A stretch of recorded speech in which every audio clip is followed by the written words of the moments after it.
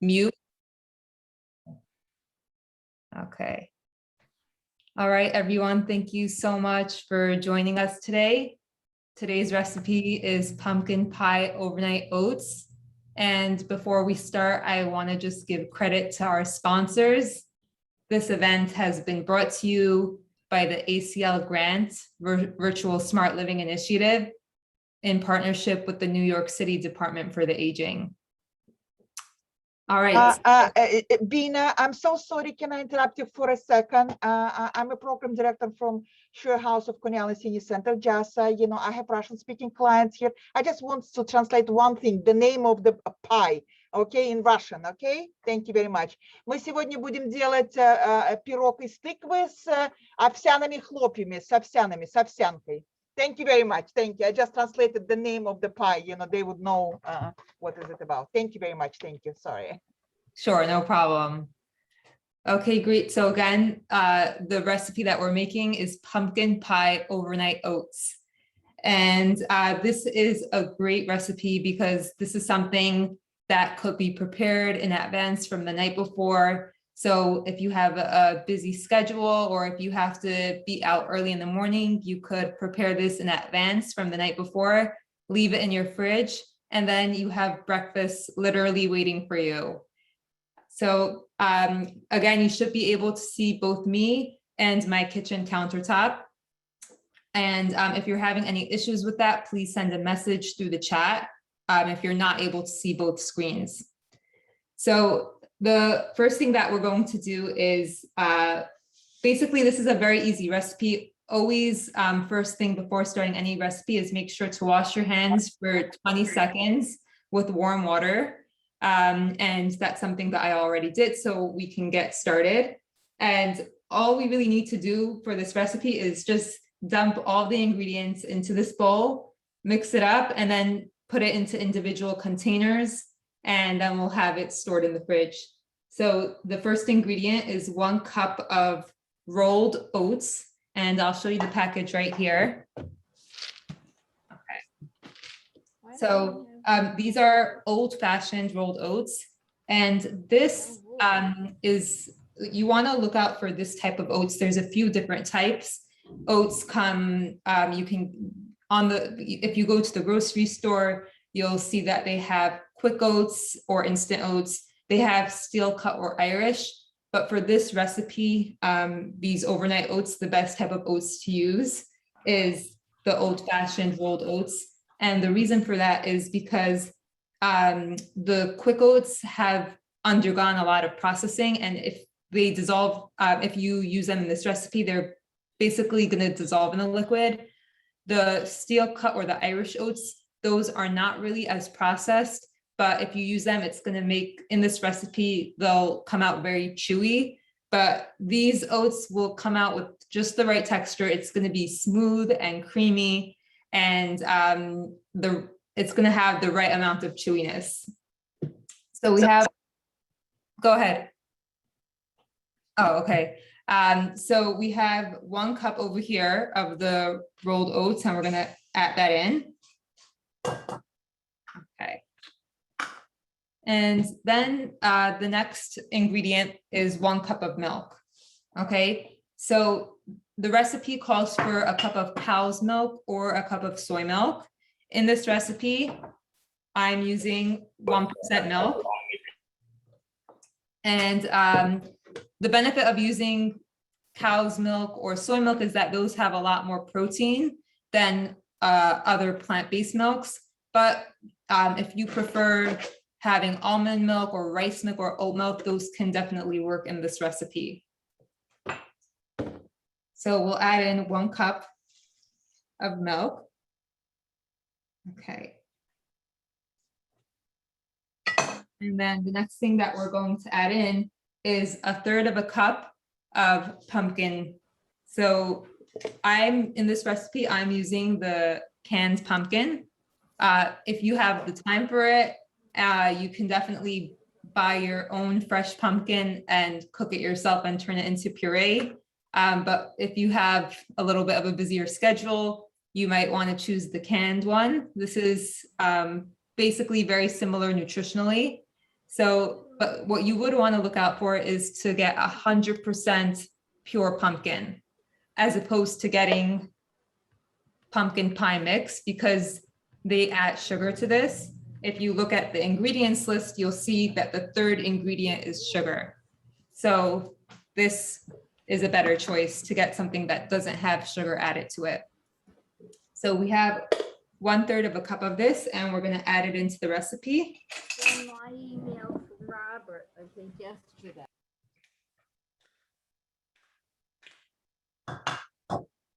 Okay.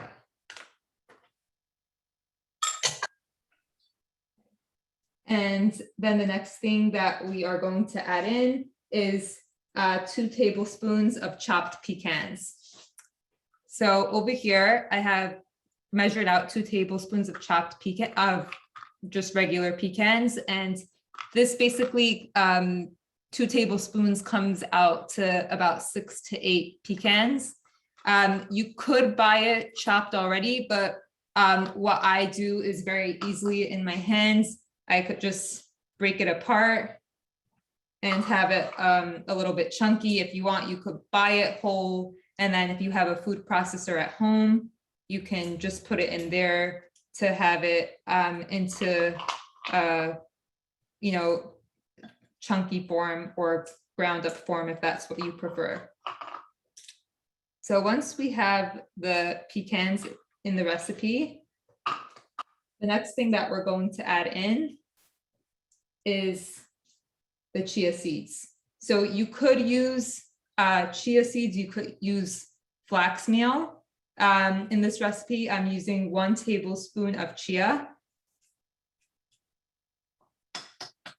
Okay. And the benefit of using chia seeds is that chia seeds as well as flax meal, they're both great sources of omega-3, which is a type of heart healthy fat that is you know, something that we want to definitely get more of. So we have the chia seeds in here, and then the next ingredient that we're going to add in is the pumpkin pie spice. Okay, this is basically a blend of cinnamon, ginger, nutmeg, and allspice. And if you open it, it has an amazing aroma. So we have 1 teaspoon of that, and we're going to add it into here.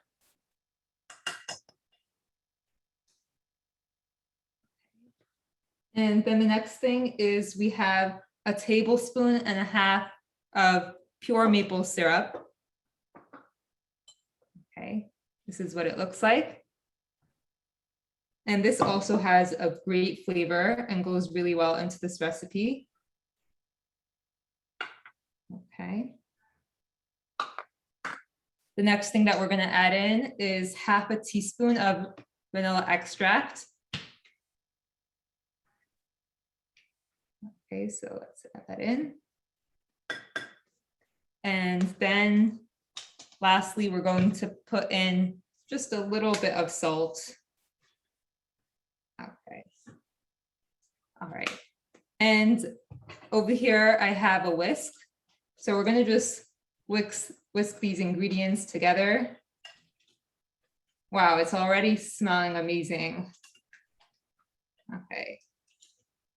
I'm going to just whisk that together. So whisking, basically, you're going to be using a circular motion. The benefit of using a whisk as opposed to just using a fork is that this helps to get more air into the recipe. So it gives it like a light, it comes out lighter as opposed to being more dense. Okay. So here we have, this basically looks like we're all set with this. And you're going to want to have, this can make 3 containers, or if you have jars, that's even better. So we're going to divide this up into 3 servings. Okay. And we're going to just put it into the individual containers. And then, you could leave this in your fridge. If you still want to have it today, then just keep it in your fridge for at least 4 hours, because you want to give it some time for, for the recipe the ingredients really to soak up the flavor. And then if you are keeping it, let's say, to have it for breakfast, you can definitely, if you have a few minutes, you can just heat it up. I personally, I like to enjoy things hot, especially as the weather is getting a lot colder. Okay.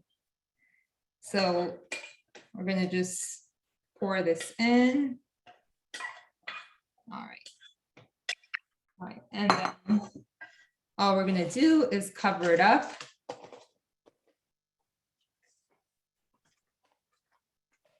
And there it is. You have 3 servings of overnight oats. Your breakfast is ready, and all you have to do is take it out of the fridge and enjoy. And then if you, these are some overnight oats that I made last night. These here.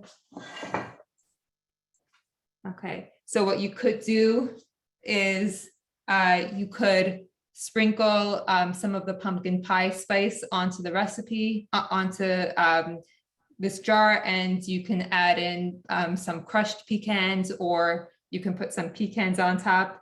And this is using the same amount of ingredients. We have 3 of these little jars of the overnight oats. Yeah. Bina, there is a question in the chat. Where do you buy chia seeds? Yeah, chia seeds, they should have it basically in any grocery store. I'm trying to think. I found it in my grocery store in the section that they had the beans and the dried peas and things like that. It was right around there. Yeah, so these are the chia seeds that I used in this recipe. And chia seeds are a great source. We talked about how it's a good source of omega-3. It's also an excellent source of fiber and protein. So these are really full of nutrients and this breakfast is so good in that it has a lot of things that can help to keep us full for longer. So it's a satisfying breakfast option. Is there a difference between flax meal and versus chia seeds? Yeah, so they do have flax seeds in the store. They have flax meal and then chia seeds. So flaxseed and chia seeds are 2 different types of seeds. Flax meal is the ground up form of flaxseed, and that's actually recommended that when you're eating or preparing foods, you should use flax meal because the nutrients in flax seeds are a little bit hard for the body to access. But when it's in the form of flax meal, which basically just means that it's ground up, then your body can access the nutrients such as the omega-3 in the flaxseed. So you could buy it in the store as flax meal, or if you want, you could buy it as flax seeds, and then at home in a food processor, you can just ground it up yourself. There is a question in the chat. It says, so you actually do not need to cook the rolled oats? That's so correct. Would it be hard to digest? No, so these basically like cook, so to speak, on their own in the fridge. It doesn't require cooking. It becomes very soft and it tastes as if it was cooked. Like that's what it feels like. So you can eat them cold in the morning, or if you want it warm, you're definitely able to heat it up, and you might just want to add a little bit of just a splash of water to it if you are heating it up so that it's not too thick. So is there a shortcut besides putting it in the fridge, or do I have to put it in the fridge? I was thinking about that too. I mean, this is a product that it contains milk, which is a perishable item. And when it comes to food safety is an important thing to consider. So usually we don't want, foods that are perishable to be out for more than 2 hours. And if it's especially hot, we wouldn't want it to be out for more than 1 hour. So I would not recommend leaving this out at room temperature to just let it soak and, you know, have that processing outside of your fridge, just from a food safety standpoint. There was a question that someone asked how much maple syrup was put into the recipe. Yeah, so it was a tablespoon and a half of maple syrup. And we will be sending out the recipe card. So for the specific amounts, the ingredients, the steps, and the utensils that were used, you're going to receive that on the recipe card. There was another question. Can I use sweet potato instead of pumpkin?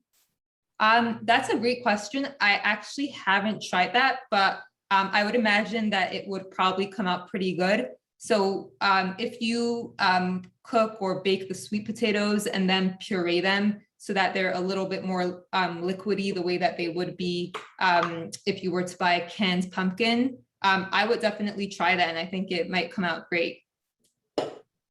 And then another question, instead of milk or maybe with milk, can I use yogurt?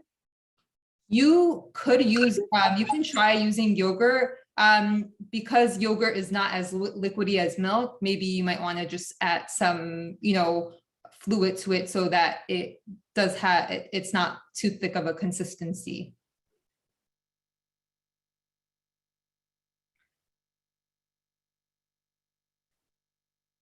So you don't I hear you saying that you don't recommend quick oats, right? Because it will dissolve. I wonder. Yeah. Right. For this specific recipe of overnight oats, I wouldn't recommend using the quick or the instant oats because they're so small that they would dissolve into the liquid. But by yeah, I'm sorry. Go ahead. By using the old fashioned or the rolled oats, it will give you the texture that you want. It'll come out nice and creamy and a good amount of chewiness.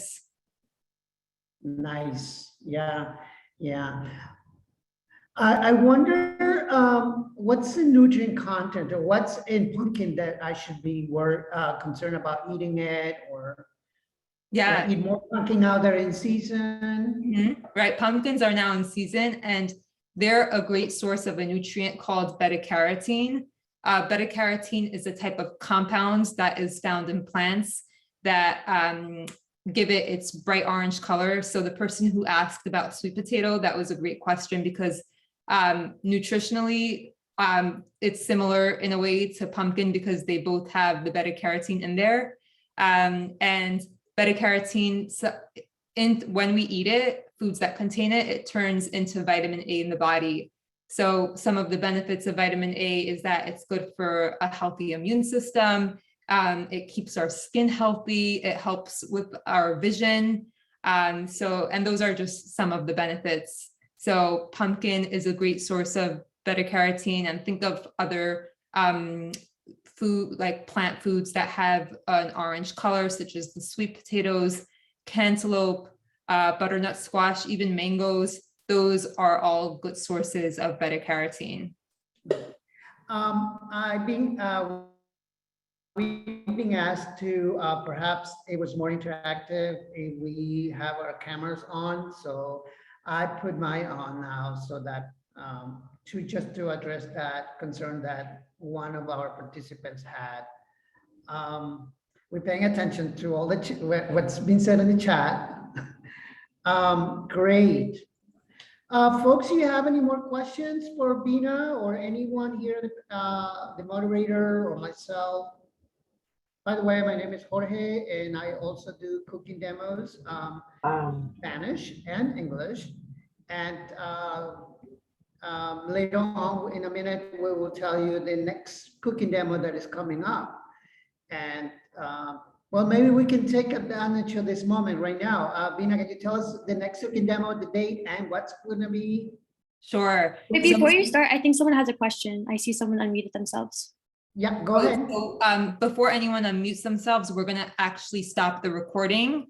And then participants can feel free to unmute themselves and ask their questions. So just before we end the recording, I just want to thank our sponsors, Again, this cooking demo has been brought to you by the ACL Grant Virtual Smart Living Initiative in partnership with the New York City Department for the Aging. So now we could stop the recording.